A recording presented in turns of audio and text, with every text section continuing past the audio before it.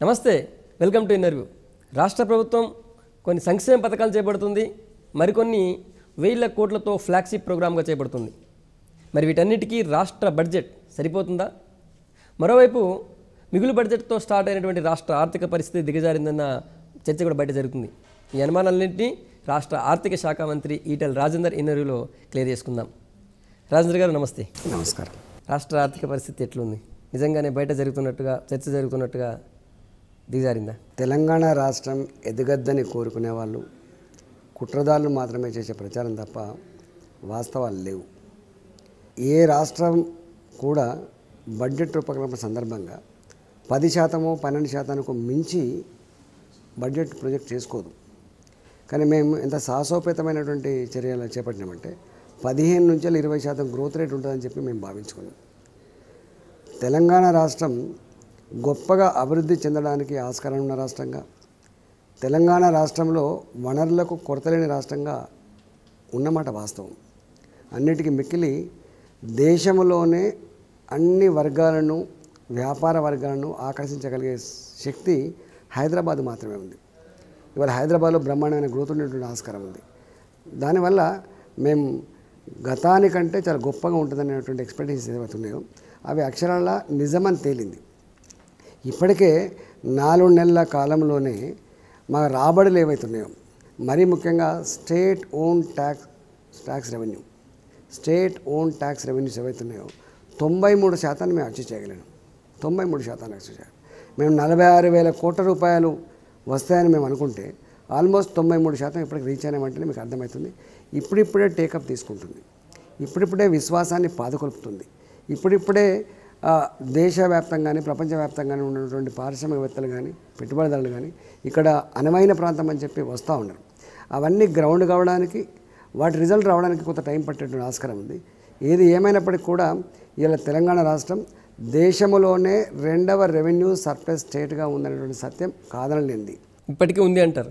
కానీ రాజేంద్ర గారు, రాష్ట్రానికి ఆదాయ వనరులుగా ఉన్నటువంటి 3 అంశాలు చూస్తే, రిజిస్ట్రేషన్, ఎక్సైజ్, తర్వాత కమర్షియల్ ట్యాక్స్ చూస్తే రిజిస్ట్రేషన్ తగ్గిపోయింది, స్టాంప్స్ నుంచి వచ్చేటువంటి ఆదాయం తగ్గిపోయిందన్న పరిస్థితి కనిపిస్తుంది. తర్వాత కమర్షియల్ ట్యాక్స్ నుంచి కూడా పెద్దగా లేదు ఆదాయం అంటున్నారని చాలా కంపెనీస్ అటుపోయినాయి, ఏదైనా చర్చ కూడా ఉంది. ఇక మిగిలింది ఎక్సైజ్లో కూడా ఆల్రెడీ చీప్ లిక్కర్తో నష్టపోతున్నామని మీరు అంటున్నారు. ఇప్పుడే ప్రవేశపెడితే ఎట్లా లోటు భర్తీ వస్తుంది? వాస్తవంగా మాకు కమర్షియల్ ట్యాక్సెస్ విషయంలో బ్రహ్మాండమైన గ్రోత్ ఉంది. పోయిన సంవత్సరం ఎండింగ్లో 2350-2400 కోట్ల రూపాయల ఆదాయం వస్తే 2350-2400 కోట్ల రూపాయల ఆదాయం వస్తే పర్ మంత్ ఇవాళ 2750 కోట్లు వచ్చింది. జనరల్ నార్మల్ గ్రోత్ ఓన్లీ 10% లోపే ఉంటుంది. అంటే 10% కలుపుకున్న 2650 కావాలి. ఇవాళ 2750 కోట్లకు మీరు రీచ్ అయినాం. తప్పకుండా రాబోయే కాలంలో 2800 నుంచి 3000 కోట్ల రూపాయలు పర్ మంత్ వచ్చేటువంటి ఆస్కారం ఉంది. ఇంతకంటే నిదర్శనం ఇంకేం కావాలా? కానీ కమర్షియల్ ట్యాక్స్ విషయంలో గతంలో ఎవరైతే పన్ను ఎగబెట్టే ప్రయత్నం చేసిండో మేము పన్నులు పెంచలే, పన్ను ఎగవేతదారులపైన చర్యలు చేపట్టినాం. కావాలని ఆదాయం పెంచుకునేందుకు వ్యాపారుల్ని గవర్నమెంట్ వేధిస్తుంది అని చెప్పి వాళ్ళు ఆందోళన పడుతున్నట్టు కనిపిస్తుంది. ఎక్కడ వేధింపులకు ఆస్కారం లేదు.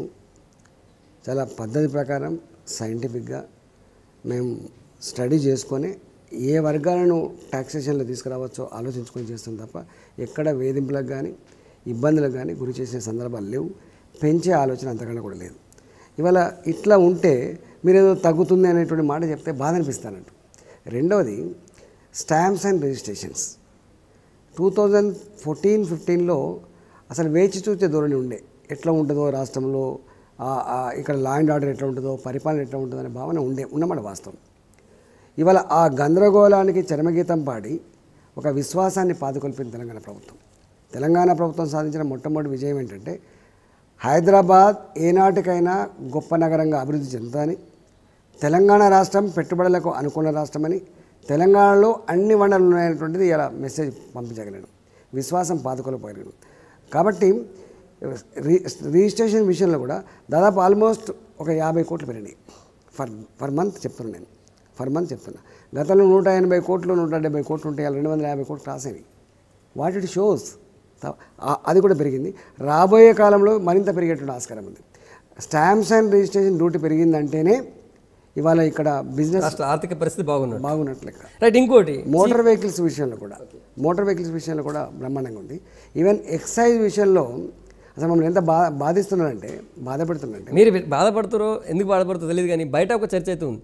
గుడుంబా సాకుతో మొత్తం రాష్ట్రమంతా చీప్ లిక్కర్ని ప్రవేశపెట్టి దాని ద్వారా ఆదాయం పెంచుకోవాలనుకుంటుంది, ఎక్సైజ్ నుంచి ఆదాయం పొందాలనుకుంటుంది రాష్ట్ర ప్రభుత్వం అనేది బయట చర్చ. తప్పండి.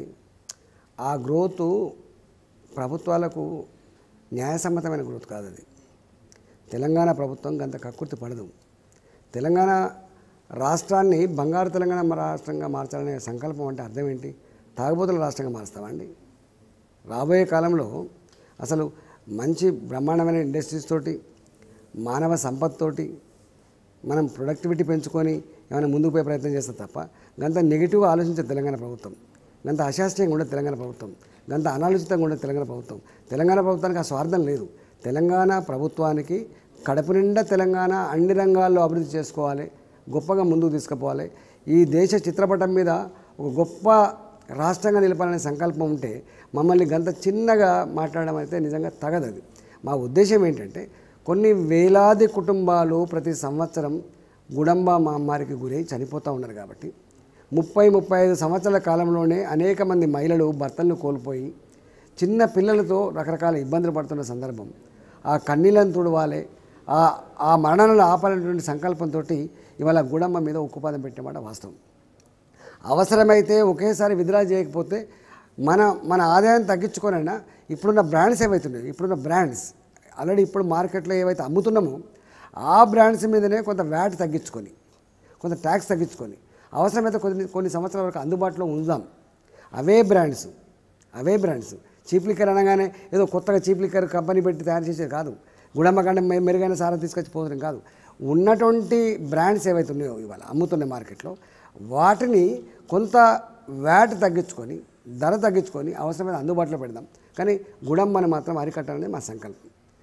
ఆదాయం తగ్గించుకొని అయినా ప్రజల ప్రాణాలు కాపాడేటువంటి ప్రయత్నం చేయడం తప్ప అండి ఇది ఎక్కడ న్యాయం అండి? కానీ మీరేమనుకుంటున్నారు, చీప్ లిక్కర్ మీ ప్రభుత్వాన్ని బద్నాం చేసిందా లేదా? చేసే ప్రయత్నం చేస్తున్నారు, బదనాం చేసే ప్రయత్నం చేస్తున్నారు.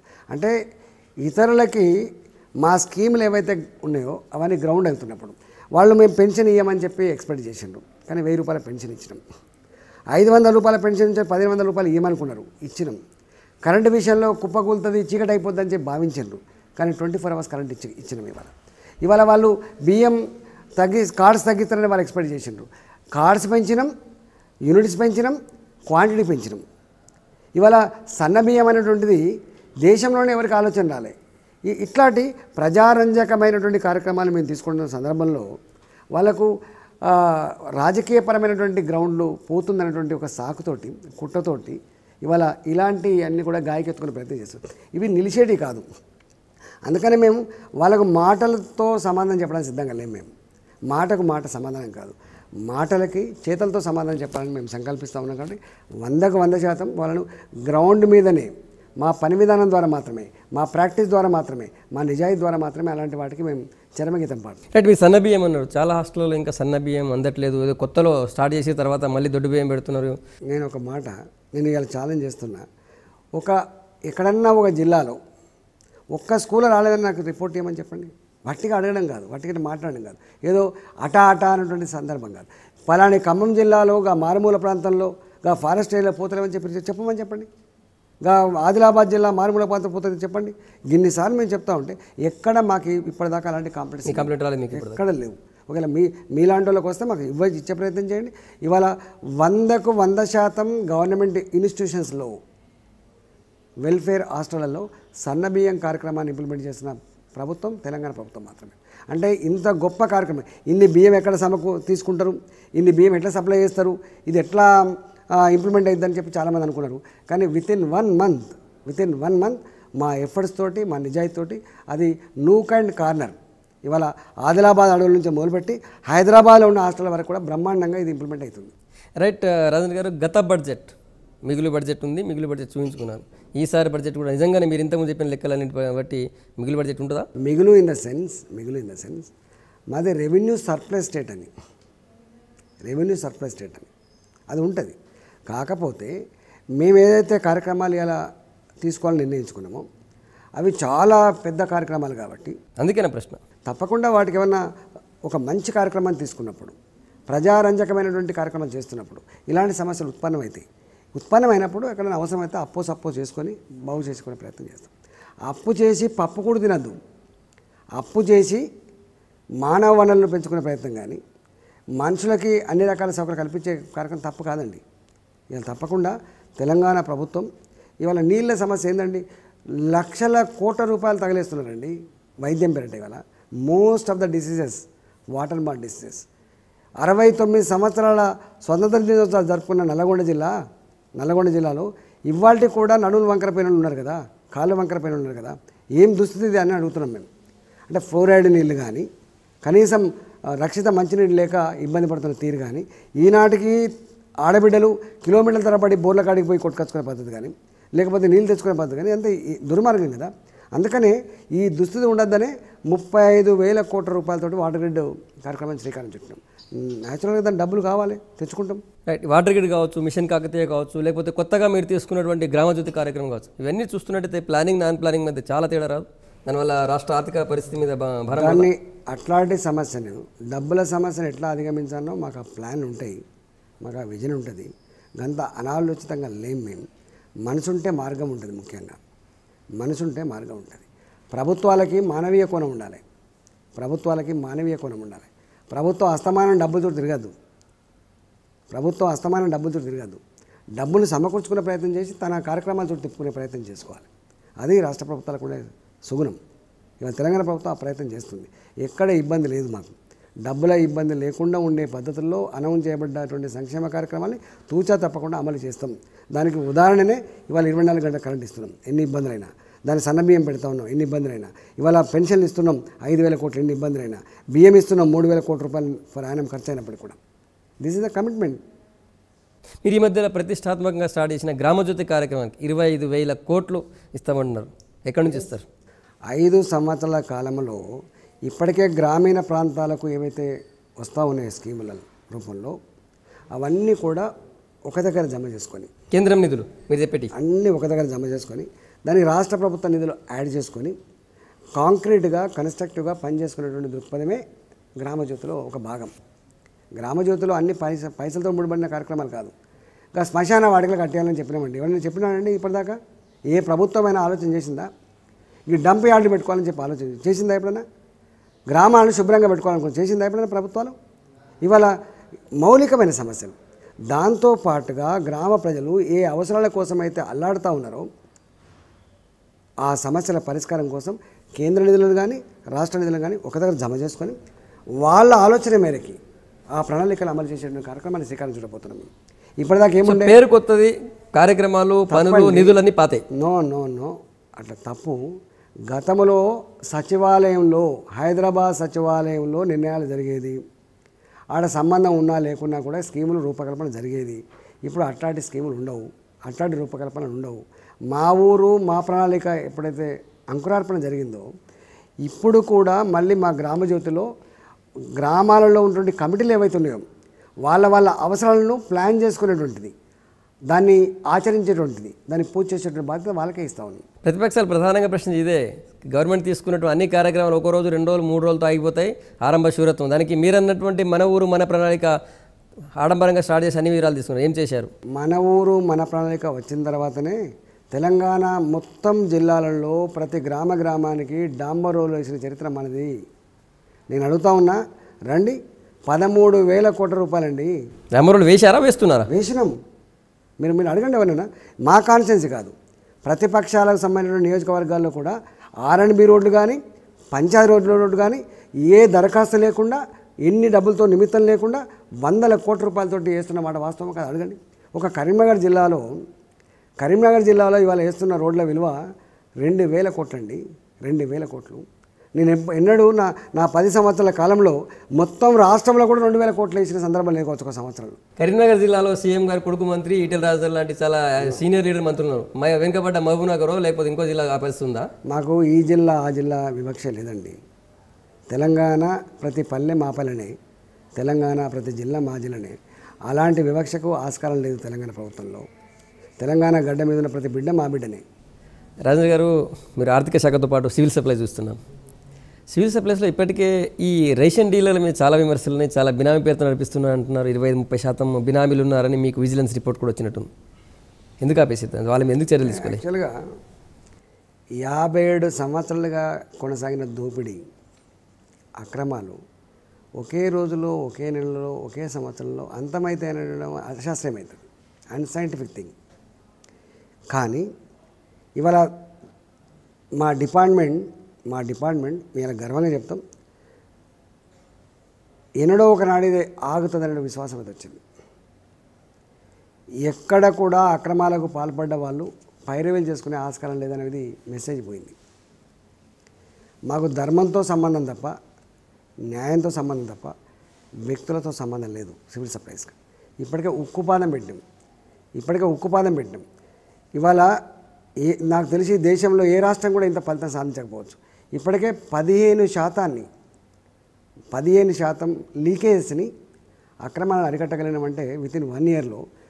అనుభవం లేకపోయినా, కొత్త వాళ్ళేమే అయినా, ఇన్ని ఒడిదుడుకుల మధ్య, ఇన్ని సమస్యల మధ్య ఇవాళ ఒక 15% మేము అరికట్టగలిగినామంటే మమ్మల్ని అప్రిషియేట్ చేయాలి కదా.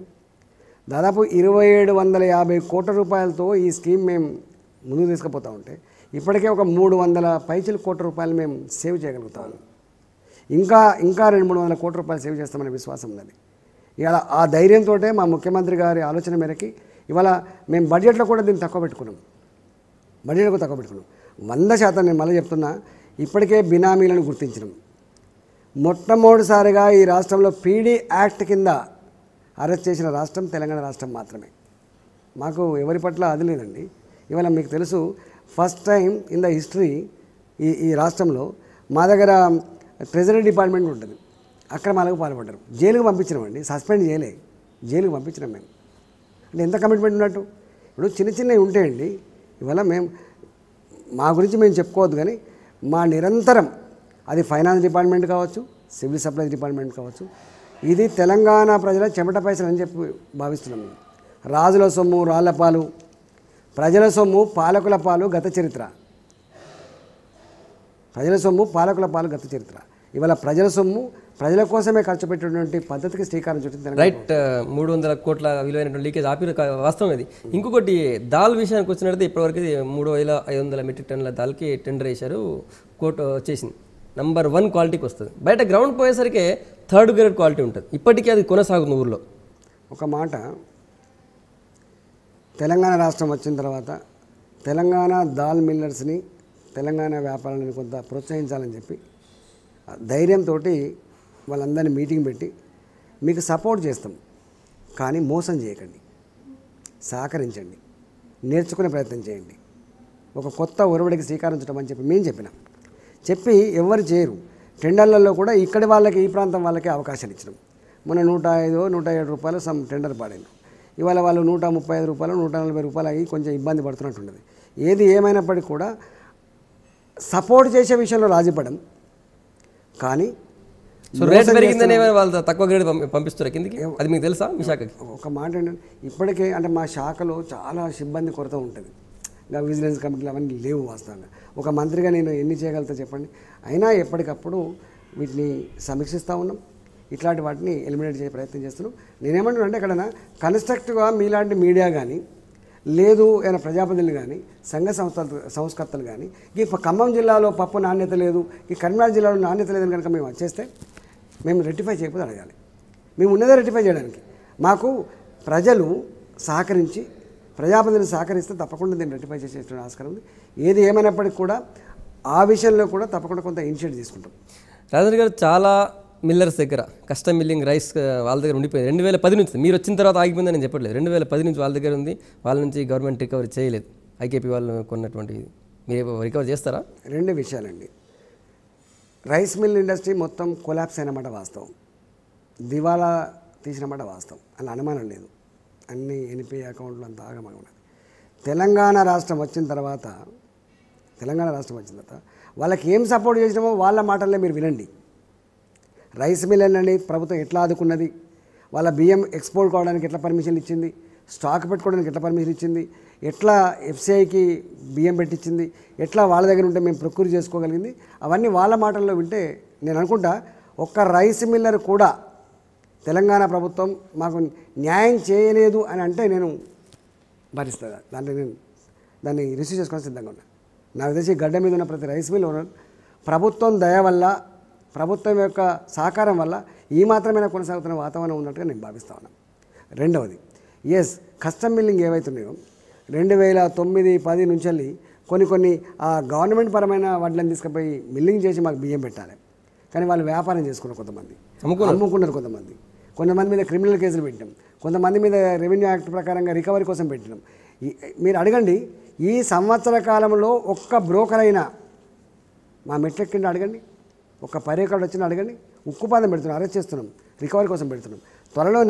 త్వరలోనే ఆ రికవరీ శాతాన్ని కూడా పెంచుకునే ఆస్కారం ఉంటుంది. ఈ గవర్నమెంట్ వచ్చినాక 44 కోట్ల విలువైనటువంటి దాన్ని వాళ్ళకి ఇచ్చినారు, మొత్తం రికవర్ అవుతుందా? ఇప్పటిది అయిందండి, గతంలో కూడా కొంత రికవరీ చేసుకున్నాం. రైట్ సార్, మీ జిల్లా విషయానికి వచ్చినట్టయితే కరీంనగర్ జిల్లా టీఆర్ఎస్లో గ్రూపులు స్టార్ట్ అయినాయి. మా ఏం గ్రూపులు లేవు, మేము ఇద్దరం మంత్రులం, కేటీఆర్ గారు నేను.